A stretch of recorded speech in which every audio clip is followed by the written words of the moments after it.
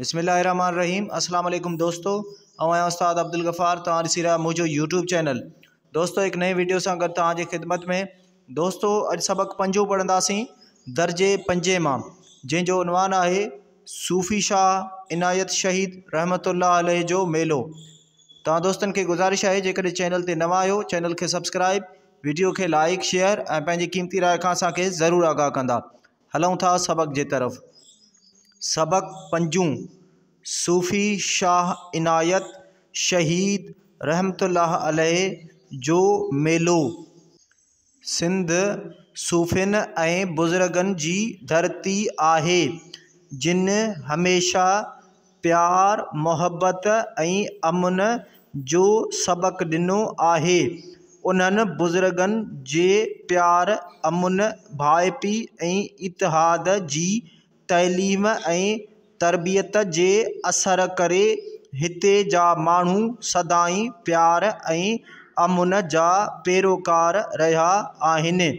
सिंध जो को बि अहिड़ो वाहण या वसंदी न आहे जिते अहिड़नि सूफ़ियनि ऐं बुज़ुर्गनि जी का मज़ार न हुजे। उन्हनि मज़ारनि ते हर साल मेला लॻंदा आहिनि। सिंध में लॻंदड़ मेला सैर ऐं तफ़रीह सां गॾोगॾु विणज वापार जो पिणु हिकु अहम वसीलो आहिनि। उन्हनि मेलनि में जिते बुज़ुर्गनि सां अक़ीदत जो इज़हार कयो वेंदो आहे, उते लखें आयल अक़ीदतमंदनि ऐं ज़ियारतुनि लाइ तफ़रीह जो बि इंतिज़ाम कयो वेंदो आहे। ज़रई नुमाइशूं, अदबी कॉन्फ्रेंसूं ऐं मशाइरा थींदा आहिनि। मुख़्तलिफ़ हुनरनि जा स्टॉल, सर्कस, झूला, रांदीकनि, मिठाइयुनि ऐं खाधे पीते जा दुकान बि लॻाया वेंदा आहिनि। मेलनि जे बाज़ारनि में वॾो कारोबार थींदो आहे। सवें दुकानदार जिते मुनाफ़ो कमाईंदा आहिनि, उते माण्हुनि जे तफ़रीह ऐं विंदर जो सामान बि मुहैया थिए थो। सिंध में अहिड़ा केतिराई नंढा तोड़े वॾा मेला लॻंदा आहिनि। सूफ़ी शाह इनायत शहीद रहमतुल्लाह अलैह जो मेलो उन्हनि मेलनि खां कुझु मुख़्तलिफ़ आहे। शाह इनायत जो पूरो नालो शाह इनायतुल्लाह वलद मख़दूम फ़ज़लुल्लाह आहे। संदनि वॾा बग़दाद जा हुआ, जितां लॾे अची उच शरीफ़ में रहिया। उन खां पोइ सिंध जे ॻोठ नसरिया में आबाद थिया। उन बैदि मीरापुर में अची रहिया, जेको मौजूदा झोक शरीफ़ जे ओभर पासे वेझो आहे। सूफ़ी शाह इनायत मीरापुर में सन 1066 हिजरीअ मुताबिक़ 1654 ईस्वीअ में पैदा थियो। इब्तिदाई तइलीम अरबी, फ़ारसी ऐं क़ुरान मजीद मुकमल करे जवानीअ में मुल्तान जे बुज़ुर्ग कामिल दरवेश शाह शम्स खां फैज़ हासिल कयाईं।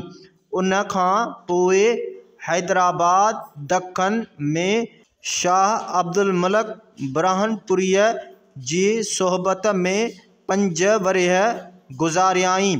खेसि शाह अब्दुल मलिक हिकु ॻाढ़ो ख़र्को तरार ऐं टोपी ॾेई सूफ़ीअ जे लक़ब सां नवाज़ियो ऐं हिदायत कयाईंसि त सिंध में वञी ख़ल्क़ जी ख़िदमत करे।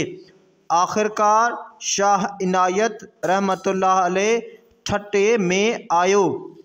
हिते फ़क़ीरी नमूने सां ज़िंदगी गुज़ारण लॻो ऐं माण्हुनि जी साणसि अक़ीदत ऐं मोहब्बत वधण लॻी। कुझु वक़्त खां पोइ ठटो छॾे अची मीरापुर में रहियो। मीरापुर में क़याम दौरान संदसि फ़क़ीरीअ जी हाक हर हंधि पखिड़िजी वई। परे परे खां मुरीद ऐं अक़ीदतमंद अची खांसि रूहानी फैज़ हासिल करण लॻा। शाह इनायत रहमतुल्लाह अलैह खे हारिन ऐं ग़रीबनि सां घणी हमदर्दी हुई। उन करे हिन हारिन जे हक़नि जी हिमायत कई ऐं पैगाम ॾिनाई त जो खेड़े सो खाए।